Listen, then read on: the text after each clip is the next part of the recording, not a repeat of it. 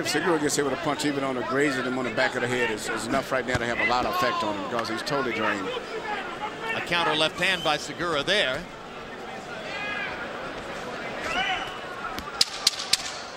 It looks like he's going to find his way out of the 7th round. But Segura's trainer is going to need to mount some kind of a conversation to reorient his fighter toward the combat. Let's see what Lucilo Nolasco has to say. Come on.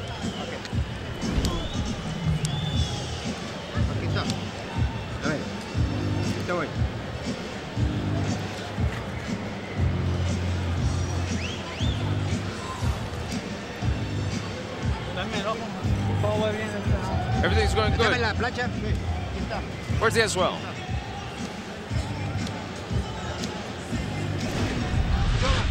Here you see Canchila land a left hand punch. The same punches that was going over his head earlier are landing because right now Segura's tired. His judgment of punches coming at him is off. And even the grazing right hand that came, it had a lot of effect because of his fatigue.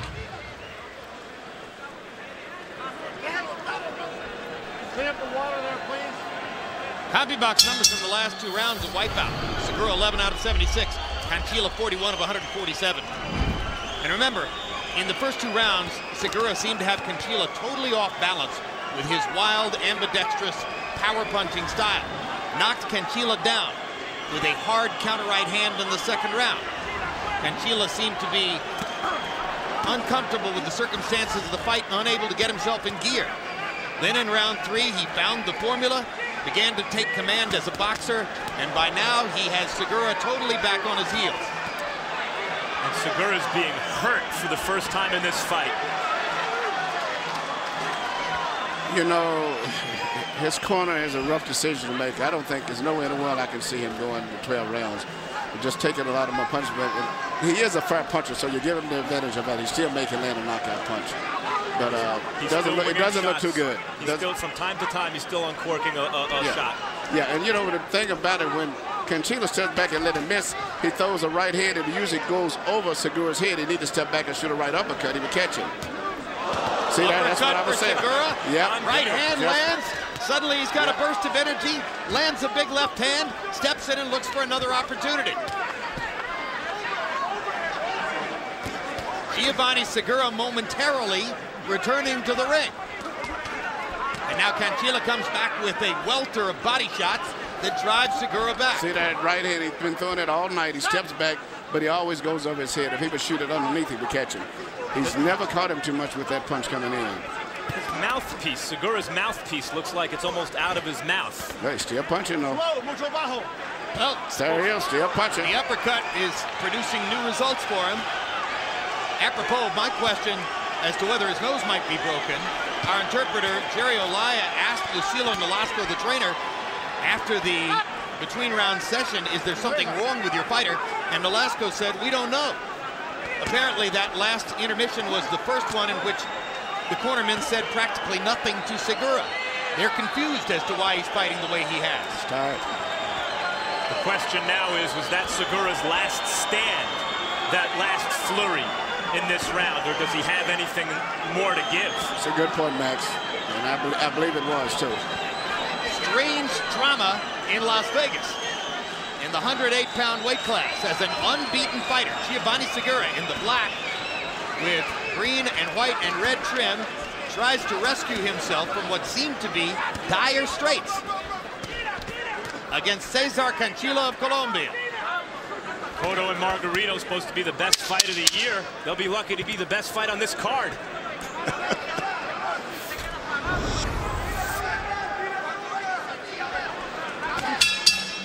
Well, earlier this evening, our Max Kellerman visited the dressing room of main event favorite Miguel Cotto for a conversation. Let's take a look.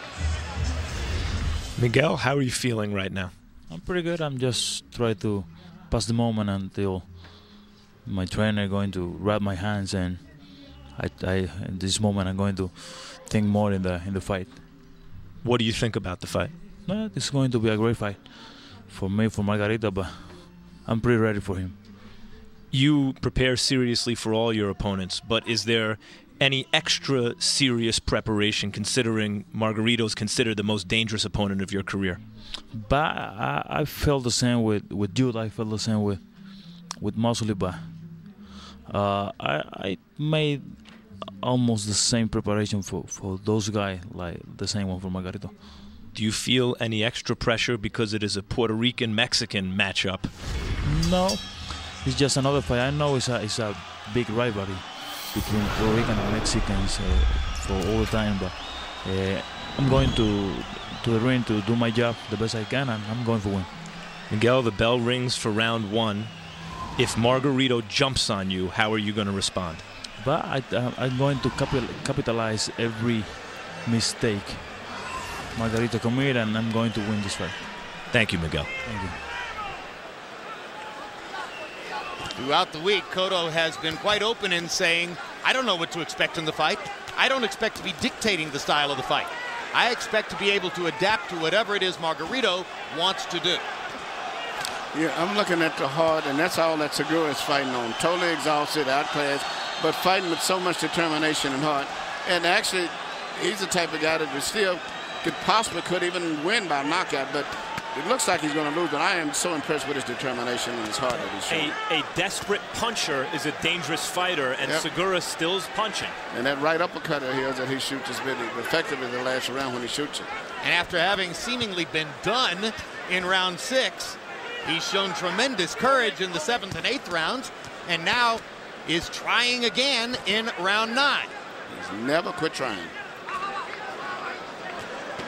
Able to duck Canchila's punches there. Segura has slowed down so much, it's as though he's fighting underwater.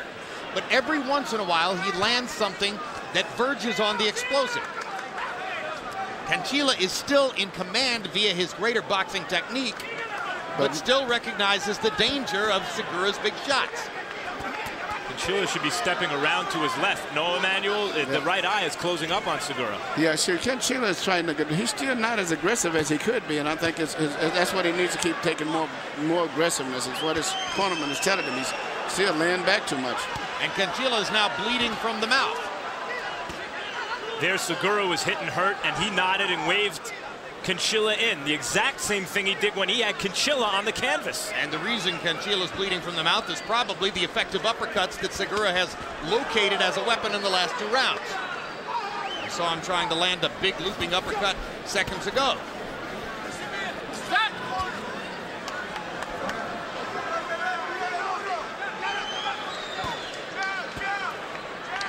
Well, one thing about our 3 undercard fights, we haven't had a boxing match yet. Nope. 3 fights. This one a barroom brawl at 108 pounds. Segura's right eye is now very rapidly closing up. And it's amazing, the only biggest fighters that fought was 142 pounds. Hard right hand by Segura. Yeah, small guys don't feel things, all these hard punches.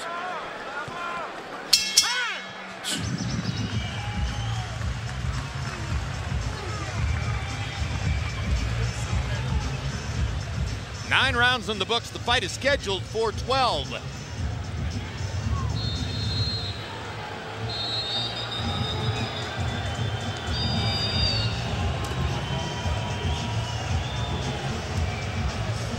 Is he all right? He's better than ever.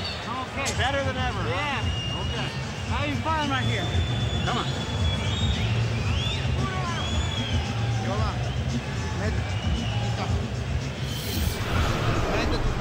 Giovanni, you got to use your hands on the inside and use your jab. Think. Don't open up so much.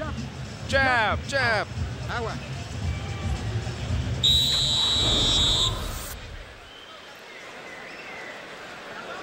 As we get ready to begin the 10th, each fighter has been to the 12th round once in his career. For Canchila, it's one of 2 times he's been past the 9th round. For Segura, this is only the 2nd time he's been past the 9th round. Harold Letterman, how do you have it going to the last 3? Okay, Jim. 6 rounds to 3. 86, 84, Cesar Canchila. Jim, I got to tell you, I thought Giovanni Segura did pull out the 8th round with those big shots. Real nice, gutty comeback in the 8th round. So that gave him 3 rounds in a fight. it's anybody's fight right now. It's a 2-point fight. But, you know, Canchilla basically, after the second round, has been boxing beautifully. He figured out that as long as he throws his punches straight, he can outbox Segura. 6-3, Canchilla. Kind of amazing to think that if Harold Letterman's scorecard is on target with those of the official scorers, Segura still has a chance to win a decision. Not the way Canchilla's fighting right now, though, as he corners his man and goes for the finish. What leverage Canchilla was getting on those shots. And now they reverse, and Segura has a chance to try to pin Canchilla in the corner, but he can't do it, and gets backed up across the ring.